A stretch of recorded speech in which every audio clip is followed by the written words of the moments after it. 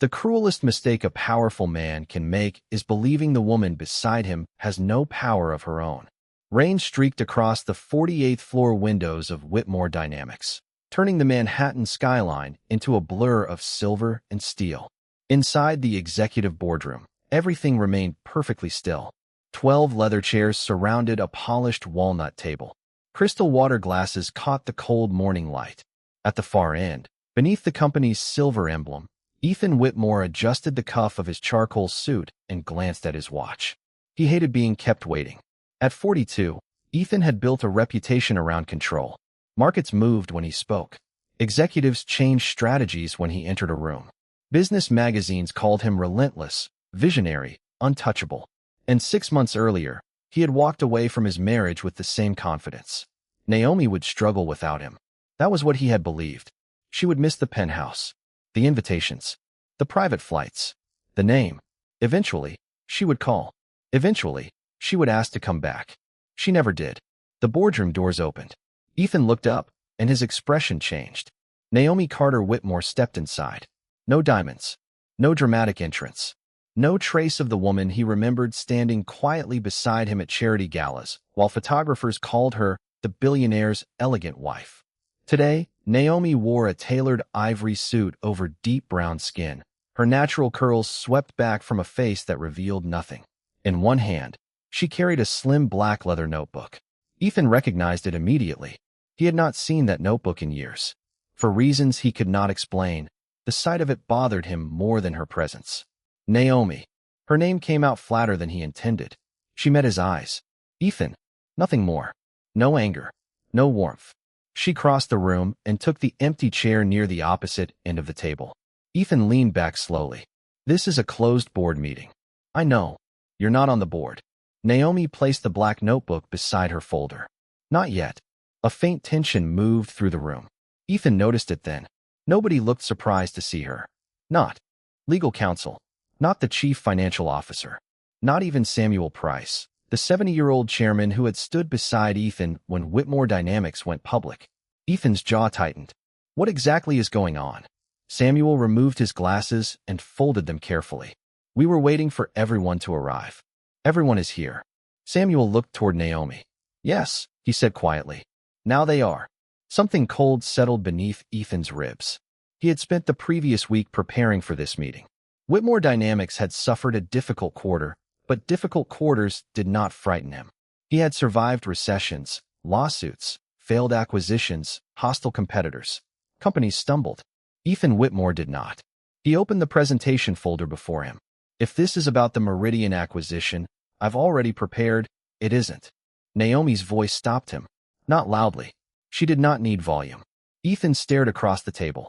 Naomi had once corrected his presentations at 2 in the morning while wearing his college sweatshirt. She had once brought coffee into rooms like this and quietly whispered the one number he had forgotten before investors noticed. But that Naomi belonged to another life. Or so he had convinced himself. Samuel cleared his throat.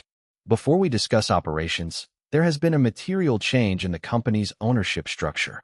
Ethan frowned. What change? Our largest institutional position was transferred yesterday after market close. To whom? No one answered immediately. Outside, thunder rolled somewhere beyond the glass. Samuel slid a document across the table. Ethan looked down. Carter Equity Partners. The name meant something. For months, financial publications had been whispering about the private investment firm quietly purchasing distressed corporate debt across the Northeast. Disciplined, patient, almost invisible. Ethan had never bothered learning who ran it. He looked up. Naomi rested one hand on the black notebook. Samuel continued.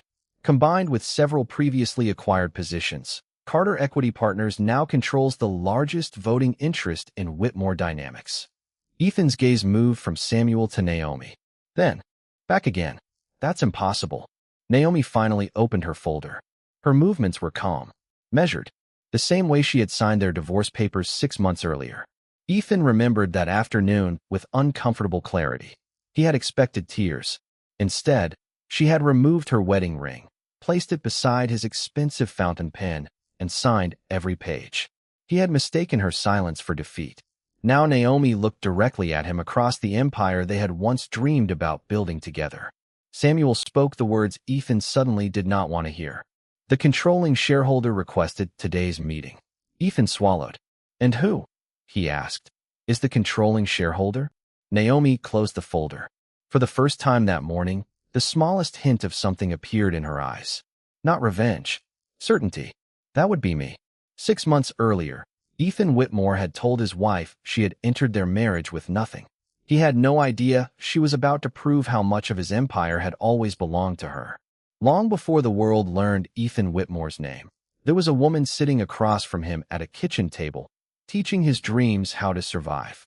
12 years earlier, Whitmore Dynamics was not an empire. It was a rented office above a printing shop in Brooklyn. 2 desks, 1 flickering fluorescent light, a coffee machine that worked only when someone kicked the side panel, and a 29-year-old Ethan Whitmore who believed ambition could compensate for everything he did not yet understand. Back then, Naomi Carter was not introduced as his wife. She was the person investors asked for when Ethan's numbers stopped making sense. She had graduated near the top of her business program, worked briefly in corporate finance, and possessed the kind of mind that could look at 10 pages of projections and immediately find the one assumption holding everything together. Ethan had vision. Naomi had structure. He imagined skylines. She calculated foundations. Most nights, they worked from the small apartment they could barely afford, sitting at a second-hand dining table beneath a yellow kitchen light. That was where the black leather notebook began. Naomi wrote everything inside it. Pricing models, client objections, competitor weaknesses, names of potential investors. Even the wording Ethan should use when nervous executives asked questions he was not prepared to answer. One night, hours before Whitmore Dynamics was supposed to pitch its first major institutional investor, Ethan dropped a stack of papers onto the table. They're going to say no. Naomi looked up. He was pacing. His tie hung loose around his collar. His confidence, usually impossible to escape, had disappeared. They haven't said anything yet. They will. Why? Because we need $3 million and have enough revenue to look ridiculous asking for it. Naomi studied him for a moment. Then she pulled the presentation toward herself. What are you selling tomorrow? Ethan frowned. Enterprise logistics software. No, he stopped pacing. Naomi tapped the page. You're selling them the cost of doing nothing. Silence. She turned the notebook around and began writing. What happens to a company that loses 6% of its inventory every year because its systems can't communicate? Ethan stared at her. She continued. What does that cost over 5 years? His expression changed. Naomi smiled slightly. There's your presentation. The next afternoon, the investors committed the money. Years later, business magazines would call that meeting Ethan Whitmore's first great breakthrough. None of them mentioned Naomi. At first, she did not care. They were building something together. That was how she saw it. When Ethan's first executive team nearly collapsed during a cash crisis, Naomi negotiated new payment terms with 2 suppliers. When a major client threatened to leave, she discovered the problem was not price, but trust, and convinced Ethan to meet the client himself instead of sending lawyers. When the company expanded too quickly into Chicago, she built the restructuring model that prevented a disastrous second round of layoffs. Again and again, she stood just outside the photograph, close enough to hold the frame together, far enough to disappear from it. Success changed slowly. That was the dangerous part. There was no single morning when Ethan became someone else. First came the better office, then the tailored suits, then magazine profiles, then invitations to rooms where people laughed too loudly at his jokes because his signature could move millions of dollars. Soon, interviewers began asking Ethan how he had built everything from nothing. Naomi remembered the first time she heard him answer. Instinct, he said. She had been standing 20 feet away. A champagne glass rested between her fingers. He never looked at her. The second time, he said discipline. The third time, courage. Eventually, Ethan began telling the story so often that even he seemed to believe it. At home, Naomi continued reviewing documents when he asked. She continued noticing risks his executives missed. But the language changed. Her ideas became thoughts. Her warnings became concerns. Her contributions became support.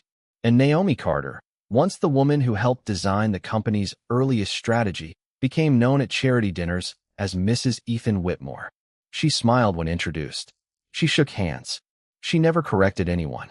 But every few months, she opened the black leather notebook. Not out of bitterness. Out of memory. The early pages were filled with two sets of handwriting. His and hers. The later pages contained only hers. One winter evening, Ethan walked into their penthouse while Naomi was reading the notebook near the fireplace. He glanced at it and laughed. "You still keep that old thing?" Naomi closed the cover. "It reminds me where we started." Ethan loosened his tie. "We're not those people anymore." Then he walked away. Naomi watched him disappear down the hallway. Her hand remained on the notebook. He was right. They were not those people anymore. The tragedy was that Ethan believed he had outgrown the past. Naomi was beginning to understand that he had simply forgotten who helped him build it. Sometimes a marriage does not end when love disappears. It ends the moment one person decides the other should be grateful for being chosen.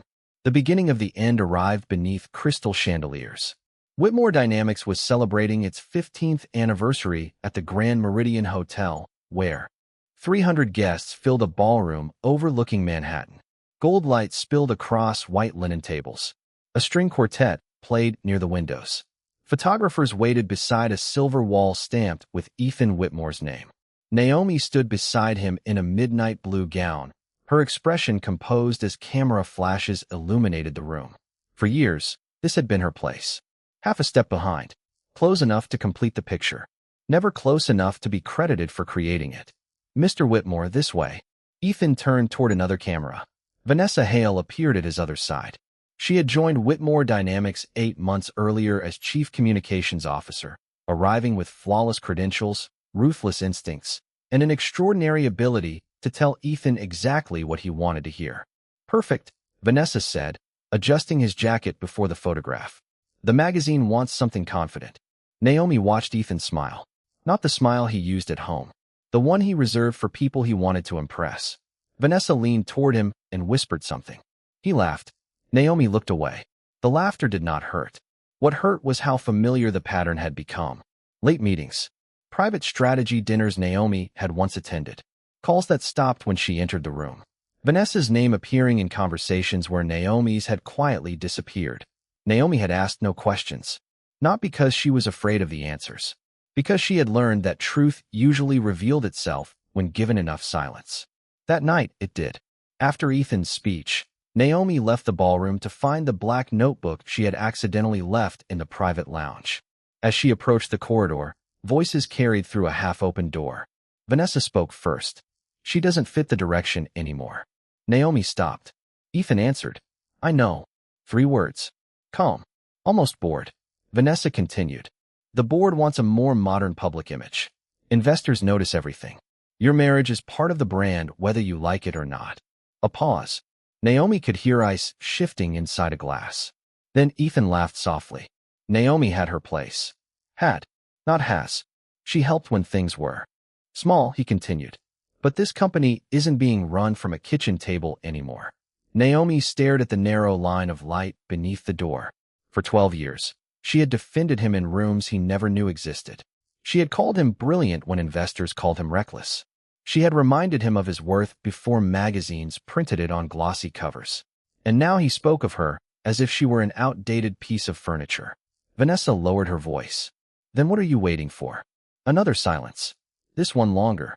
"I've already spoken to counsel." Naomi's fingers tightened around her clutch. "The settlement will be generous," Ethan said. More generous than she could reasonably expect. Vanessa said something Naomi could not hear. Then Ethan gave the answer that ended whatever remained between them. "She'll be fine." Naomi came into this marriage with nothing. The hallway seemed to lose its sound. No music. No laughter. No clinking glasses. Only that sentence. Naomi came into this marriage with nothing. She looked down at her left hand. The diamond Ethan had given her 12 years earlier caught the chandelier light. For the first time, it looked less like a promise than a receipt. Naomi did not enter the room. She did not confront Vanessa. She did not demand an explanation from the man who had rewritten their history while standing 20 feet away from the empire she had helped build. She simply retrieved the black notebook from the lounge and returned to the ballroom. 10 minutes later, Ethan found her near the windows. "There you are." Naomi turned. His expression was relaxed, almost affectionate. For one strange second, she wondered how many lies could fit inside a familiar face. We should talk tomorrow, he said. About. He hesitated, then smiled with the confidence of a man who believed he still controlled the next scene. Us. Naomi studied him. What about us? Ethan exhaled and looked toward the city. I think we both know this marriage has run its course. There it was. No apology. No grief. A business conclusion. Naomi said nothing. Her silence seemed to make him uncomfortable. I don't want this to become ugly, he continued. You'll be taken care of. Naomi's eyes returned to him. Taken care of. Yes. He lowered his voice. You've had a life most people could only dream about, Naomi. The meaning beneath the sentence was unmistakable. You were lucky. Lucky to marry him. Lucky to stand beside him. Lucky to borrow his world. Ethan touched the edge of his cuff and added the final insult with almost effortless certainty. You won't have to worry about anything. Naomi looked at the man she had once helped build an empire from 2 desks and a broken coffee machine. Then she looked through the glass at Manhattan glittering beneath them. When she finally spoke, her voice was quiet. That's what you think I'm worried about. Ethan frowned. Naomi gave him a small, unreadable smile. Tomorrow, then. She walked back into the ballroom. Ethan watched her go, convinced her calmness meant she had accepted defeat. He did not know that Naomi Carter had just heard him erase 12 years of her life. And by morning, she would begin remembering exactly what those 12 years had taught her. The most dangerous silence is the one a man mistakes for surrender. The divorce papers were waiting on the breakfast table the next morning. Sunlight poured through the penthouse windows, pale and clean, touching the marble floors, the untouched coffee, and the thick cream-colored folder positioned precisely where Naomi usually sat. Ethan was already dressed for work. Navy suit, silver watch, expression controlled. He had arranged everything carefully. Even the attorney had advised him to give Naomi time. Ethan disagreed. Dragging things out created emotion. Emotion created complications. He wanted efficiency. Naomi entered carrying the black leather notebook. Her eyes moved first to Ethan, then to the folder. So this is the conversation. Ethan gestured toward the chair. I thought it would be easier if everything was prepared. For whom? He paused. Naomi sat. The agreement was generous. A Manhattan apartment. A significant cash settlement. Use of the Hamptons property for 6 months. Confidentiality provisions. No claims against future company assets. Ethan had expected the numbers to shock her. Perhaps even soften her. Instead, Naomi turned the first page. Then the second. Slowly. Carefully. Her face revealed nothing. Ethan watched her. He had negotiated acquisitions worth hundreds of millions of dollars with less discomfort than he felt sitting across from his wife. You can have your attorney review it. Naomi continued reading. I know how to read a contract. I didn't say you didn't. No. She turned another page. You just forgot. Ethan's jaw tightened. On the edge of the table sat another stack of documents, marked with the Whitmore Dynamics logo. He had brought them home the previous evening. Naomi noticed them immediately. She always noticed documents. One page had been left exposed beneath his briefcase. Meridian Systems acquisition. A financing summary sat below it. Naomi's eyes paused. Debt facility. Bridge financing. Collateral requirements. She did not move the papers. She did not need to. 3 lines were enough. Ethan was borrowing aggressively to complete the Meridian acquisition. Too aggressively. Naomi knew Whitmore Dynamics' balance sheet better than several people currently sitting on its executive committee. She also knew Meridian. 2 years earlier, she had warned Ethan that the company's revenue projections were inflated. He had dismissed her concern. Now he was betting Whitmore Dynamics on buying it. Interesting. Naomi returned her attention to the divorce agreement. Are you sure this is what you want? Ethan exhaled, almost relieved. There. The question he had been waiting for. He leaned forward. Naomi, I think we both deserve different lives. She held his gaze. That wasn't what I asked. Ethan's expression hardened. Yes, I'm sure. Naomi nodded once. Then she reached for the fountain pen beside the folder. Ethan blinked. You're signing now? You said you wanted efficiency. I thought you might need time. For what? To process this. Naomi looked around the penthouse. The paintings. The glass. The expensive furniture chosen after Ethan decided their old home no longer reflected his position. Then she looked back at him. I processed it last night. She signed the first page. Then the next. Ethan watched the pen move. No trembling. No hesitation. Something about it irritated him. You understand what you're giving up? Naomi stopped. For a moment, the room became completely still. Then she looked at him. Yes. She finished the final signature. Ethan leaned back. Relief crossed his face before he could hide it. Naomi saw it. That hurt more than she expected. Not because she wanted him to stop her. Because after 12 years, freedom from her looked like victory to him. She removed her wedding ring. The diamond flashed once beneath the morning light. Ethan's eyes followed it. Naomi placed it beside the pen, then closed the folder. I'll have my things removed by Friday. You don't have to rush. I'm not. She stood. Ethan frowned at the black notebook beneath her arm. You're taking that? Naomi looked down at it. Yes. I thought most of that was old company material. It is. Then technically, Naomi's eyes lifted. Ethan stopped. For the first time that morning, something in her expression unsettled him. Not anger. Recognition. She finally understood exactly who he had become. And perhaps, more importantly, exactly what he had failed to notice. Naomi moved toward the door. Behind her, Ethan began gathering the signed pages. He did not see her glance once more at the Meridian financing summary. He did not notice the numbers she had already memorized. He did not know that the acquisition he believed would cement his legacy could force Whitmore Dynamics to surrender shares if the deal went wrong. At the doorway, Naomi stopped. Ethan looked up. She spoke without turning around. You said yesterday that I came into this marriage with nothing. He said nothing. Naomi rested one hand on the black notebook. You were wrong. Then she left. Ethan stared at the closed door for several seconds before returning to the divorce agreement. To him, the signatures meant the marriage was finished. To Naomi, they meant something entirely different. For the first time in 12 years, she was free to stop building Ethan Whitmore's future and start building her own. The world thought Naomi Carter had vanished. In truth, she had simply stopped standing where everyone expected to find her. For 3 months, after the divorce, society pages treated Naomi like a story that had ended. Her photograph disappeared from gala coverage. Her name disappeared from foundation boards. Invitations that had once arrived in thick ivory envelopes stopped coming. The city moved on quickly. It always did. Ethan made sure of that. Within weeks, Vanessa Hale began appearing beside him at public events. Never too close. Never officially introduced as anything more than an executive. But cameras understood proximity better than words. At the Whitmore Foundation spring dinner, Vanessa wore silver and stood where Naomi had stood for years. By morning, the photographs were everywhere. Ethan Whitmore begins a new chapter. Naomi never responded.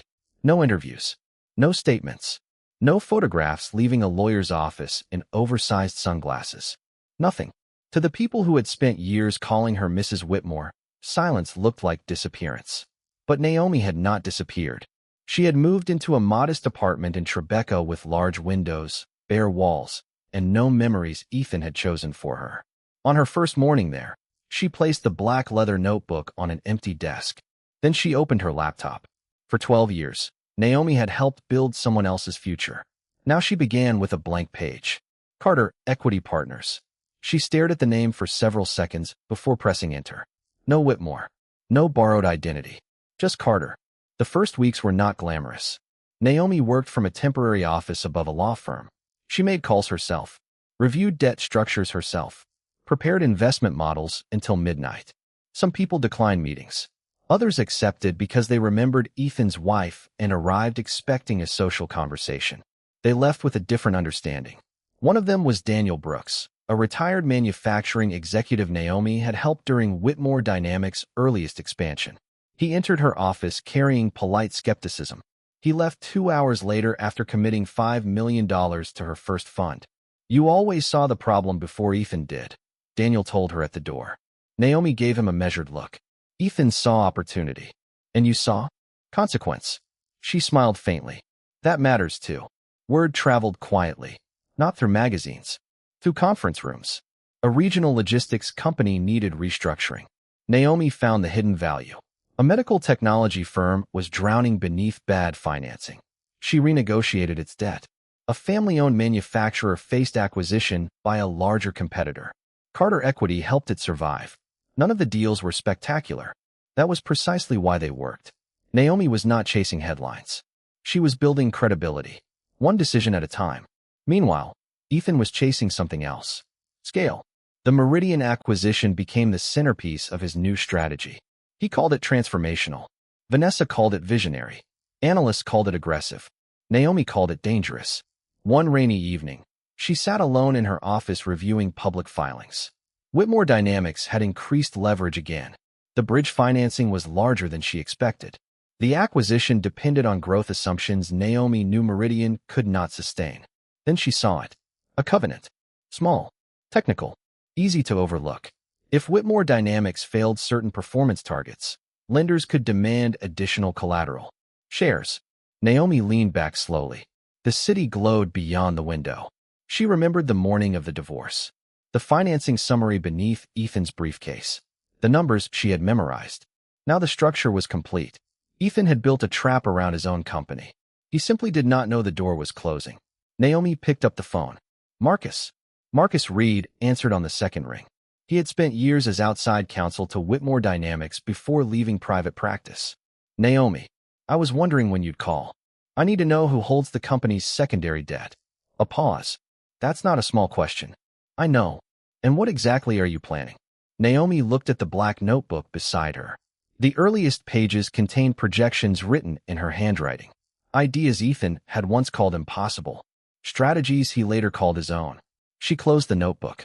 I'm not planning anything yet. Marcus laughed softly. I know you better than that. Naomi's gaze returned to the screen. Whitmore Dynamics. Debt ratios. Voting rights. Collateral exposure. She spoke calmly. I'm looking for an opportunity. Across Manhattan, Ethan stood beneath camera flashes at another gala while Vanessa whispered something into his ear. He smiled for the photographers. He had stopped wondering when Naomi would call. He assumed she had accepted the life left to her. What he did not know was that 3 floors above a quiet downtown street, the woman he believed had lost everything was studying the architecture of his empire. And for the first time, she was not trying to save it for him. Empires rarely collapse in one dramatic moment. First, there is a number no one wants to question. The number was 14%. That was how far Meridian Systems had missed its projected quarterly revenue. 14%. Small enough to fit inside a spreadsheet cell. Large enough to change the future of Whitmore Dynamics. Ethan stood at the head of the executive conference table, staring at the financial report as if concentration alone could rewrite it. Outside the windows, Manhattan glowed beneath a hard blue afternoon sky. Inside, no one moved. How bad? The chief financial officer shifted in his chair. If the trend continues, we'll breach the leverage covenant before the next quarter closes. Ethan's eyes hardened.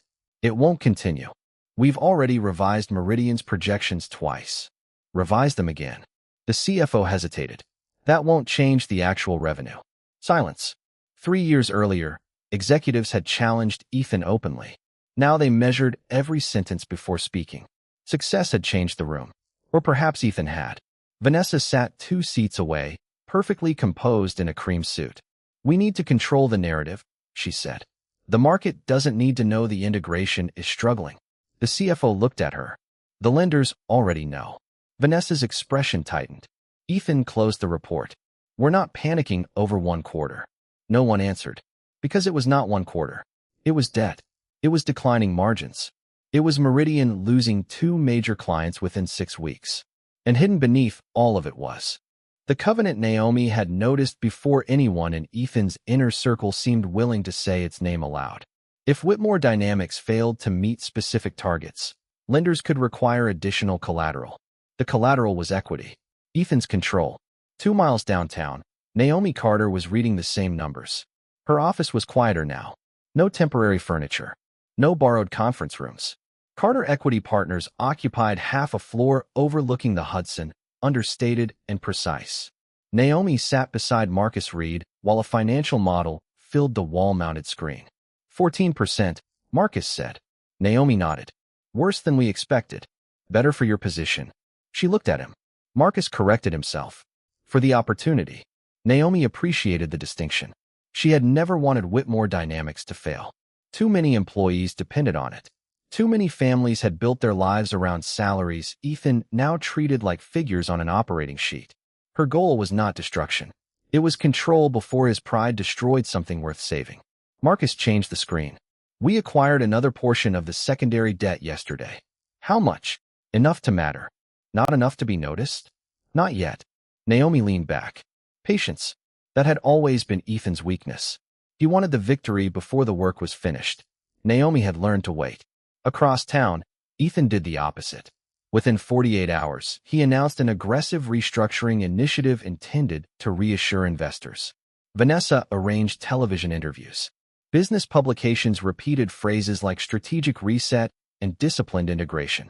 The stock recovered slightly. Ethan interpreted the movement as proof that he was right. Then another Meridian client left. The stock fell again, this time harder. The bank called. Ethan took the meeting personally. The senior lender placed a document before him. We need additional security. Ethan barely looked at it. You have sufficient security. Not under the current ratio. You're talking about temporary volatility. We're talking about the agreement you signed. Ethan's jaw tightened. What do you want? Equity collateral. The words landed differently than every warning before them. Ethan stared at the man across the table. How much? The lender gave him the figure. For the first time, Ethan said nothing. That evening, Vanessa found him alone in his office. The city behind him was dark. He held a glass of water he had not touched. You can stabilize this, she said. Ethan looked at the Whitmore Dynamics logo reflected faintly in the window. How? Sell a minority position. Bring in outside capital. Protect the image before the market smells weakness. He turned. A minority position means giving someone a seat at my table. Better than losing the table. The sentence stayed with him. By the end of the week, Whitmore Dynamics quietly released a block of shares to institutional buyers. Ethan approved the sale personally. He believed it was temporary. A defensive move. A bridge back to control. What he did not know was that Carter Equity Partners had been waiting. Through 2 separate funds and a partner institution, Naomi purchased a significant portion of the available shares. No celebration followed. No champagne. No triumphant call. Naomi simply signed the authorization. Marcus watched her. You just became one of the largest private holders in the company. Naomi closed the folder. One step. That's all. She looked through the glass at the river below. For now. That night, Ethan stood inside the penthouse Naomi had left months earlier. For the first time, the silence felt less like freedom. On the kitchen shelf, an empty space remained where the black leather notebook used to sit. He stared at it longer than he intended. Then his phone rang. Another investor wanted answers. Another analyst had downgraded the company. Another crack had appeared. Ethan still believed he was fighting the market. He had no idea the person moving closest to his empire was the woman who had once spent 12 years protecting it from exactly this kind of mistake. The worst part of forgetting who helped build your success is the day someone reminds you in front of the people whose respect you need most. Ethan Whitmore arrived at Harrington Capital just before 9 on Monday morning. No cameras. No assistants. No Vanessa. For the first time in years, he entered a financial meeting carrying something more dangerous than confidence. Need. Whitmore Dynamics required additional capital within 30 days. The banks had become cautious. 2 institutional investors had reduced their exposure. Another lender had begun asking questions about Meridian's true value. Ethan needed someone who still believed in the name Whitmore. Richard Harrington had known him since the beginning. If anyone would stand beside him, Ethan believed it would be Richard. The older investor greeted him inside an office overlooking Central Park. Coffee? No, Ethan placed a folder on the desk. I'll get straight to it. Richard smiled faintly. You always do. Ethan outlined the plan. Temporary financing. A strategic position. Strong upside once Meridian stabilized. He spoke with the polished certainty that had persuaded investors for more than a decade. Richard listened without interruption. When Ethan finished, the older man closed the folder. No, Ethan stared at him. You haven't reviewed the structure. I reviewed it last week. How? Your people sent it. Ethan leaned back. And I'm not investing. The answer irritated him more than it should have. Richard, you invested when Whitmore Dynamics had 6 employees and barely enough cash to make payroll. Yes. You took that risk. Richard looked at him for a long moment. Because Naomi asked me to. The room went still. Ethan's expression changed. What? Richard removed his glasses. 12 years ago, I was going to pass on you. Ethan gave a short laugh. That's not how I remember it. I know. Richard stood and walked toward the windows. You were ambitious. Smart. Charismatic. and completely unrealistic about cash flow. Ethan said nothing. Naomi came back the next morning alone. Richard turned. She had rebuilt your model overnight. Ethan's eyes narrowed. She showed me where you were wrong, where you were right, and why the company could still work. A strange pressure formed behind Ethan's ribs. Richard continued. I didn't invest because you convinced me, Ethan. He paused. I invested because she convinced me. You were worth betting on. Ethan looked down at the folder. For years, he had told that story differently. His presentation. His first major investor. His breakthrough. Richard returned to the desk. You want to know why I'm refusing now? Ethan looked up. Because the person who used to tell you when you were wrong is gone. That sentence followed Ethan out of the building. It followed him into the elevator, into the car, into his office. By afternoon, he was making calls, not intentionally looking for Naomi. At least, that was what he told himself. He called Daniel Brooks about possible financing. Daniel declined, then added quietly, You know, Naomi called me before the Chicago restructuring years ago. Saved us both a fortune. Another call. Former client Rachel Monroe. I stayed with Whitmore because Naomi convinced me your team could fix the service problem. Another. Former board advisor Samuel Klein. The supplier agreement everyone praised you for? Naomi drafted the first solution. Each conversation removed one brick from the version of history Ethan had built around himself. By sunset, his office felt unfamiliar. He opened an old storage cabinet. Inside were archived photographs from the company's first years. One showed Ethan standing inside the Brooklyn office beside a whiteboard covered with projections. He remembered the photograph. He had used it in magazine profiles for years. Founder at work. Visionary beginnings. But now he noticed something in the corner. A hand. Naomi's. She was outside the frame, holding the marker. Ethan sat down slowly. Memories returned differently now. The late-night presentations. The supplier calls. The investor dinners. The corrections whispered before meetings. The questions she asked that irritated him because she usually asked them before something went wrong. He had not merely stopped thanking her. He had edited her out. And somewhere along the way, he had begun believing the edited version. His phone buzzed. Vanessa. He ignored it. Then another message appeared from the chief financial officer. Carter Equity Partners had increased its voting position again. Ethan stared at the name. Carter. For the first time, it did not feel like an anonymous investment firm. It felt personal. He opened a financial database and searched the company. The founder's profile appeared. Minimal photograph. Minimal biography. But the name was there. Naomi Carter.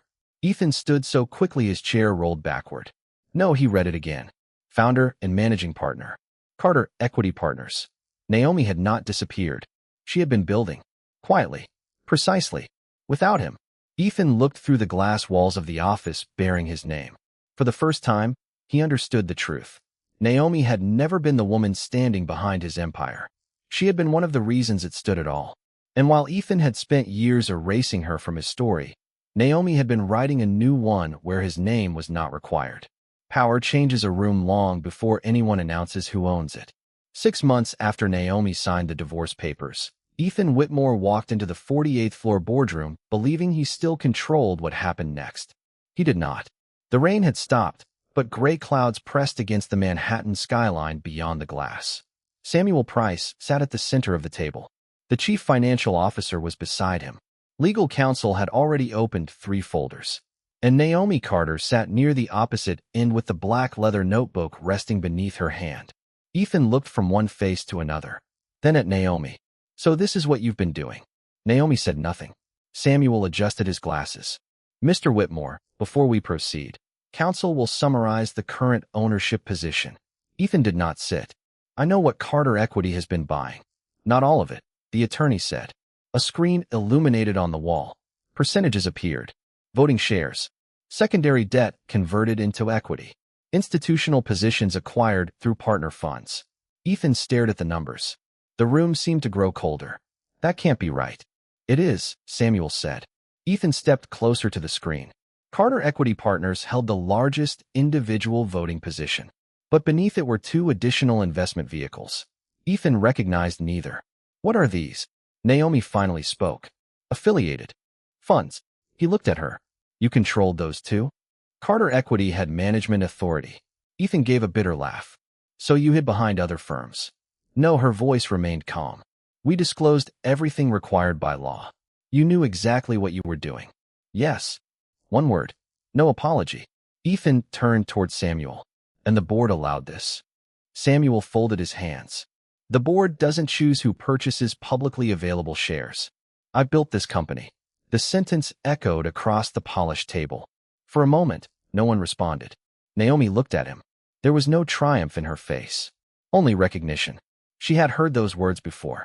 Not exactly those words, but the same belief. Mine. My company. My success. My empire. Ethan looked back at the ownership chart. How much? Naomi understood the question. Enough. Enough for what? To call this meeting. The answer landed harder than any number. Ethan walked toward the table and finally took his seat. He looked exhausted now. Not defeated. Not yet. But stripped of the certainty that had once entered every room before him. He leaned forward. Did you plan this from the day you left? Naomi's fingers rested on the edge of the notebook. No, you expect me to believe that. I planned to build my own firm. And then you bought Meridian. Ethan's face tightened. Naomi continued. You borrowed against the company. You ignored the revenue problem. You dismissed your own financial team when they warned you. Then you sold equity to protect the acquisition. You were waiting. I was watching. That's the same thing. No, Ethan. Her eyes held his. It isn't. Silence settled over the room. Naomi opened the notebook. The first pages were worn now. Old calculations. Early projections. Names of clients from the Brooklyn office. She slid it across the table. Ethan looked down. His handwriting appeared beside hers. For several seconds, neither spoke. Do you remember that? Naomi asked. Ethan swallowed. Yes. We built the first financing model in this notebook. I remember. You wanted expansion immediately. He almost smiled. You told me we'd run out of cash in 90 days. We would. Have. His expression changed again. The memory was not flattering anymore. It was evidence. Naomi pulled the notebook back. You asked me 6 months ago if I understood what I was giving up. Ethan looked at her. I remember. I did. She closed the cover. What I didn't understand then was how much of myself I had already given away trying to protect your version of this company. Ethan's voice lowered. So this is revenge. Naomi studied him. That was the answer he needed. Because revenge would make this personal. Revenge would allow him to believe he was losing because his former wife hated him. It would be easier than admitting the truth. Naomi shook her head. No, Ethan's jaw tightened. Then what is it? She turned the screen toward him. Debt exposure. Declining margins. Employee turnover. Meridian losses. Executive compensation increases during the same period. The numbers spoke without anger. Naomi's voice was almost quiet. You stopped knowing how to lead what we built. Ethan stared at the screen. The sentence cut deeper than accusation because somewhere inside him, he already knew it was true. Samuel cleared his throat. There is one final matter. Ethan looked up. Naomi did not. She already knew what was coming. Samuel opened the last folder. Carter Equity Partners has submitted a formal motion regarding executive leadership. For the first time that morning, Ethan looked afraid. Not of Naomi. Of the vote.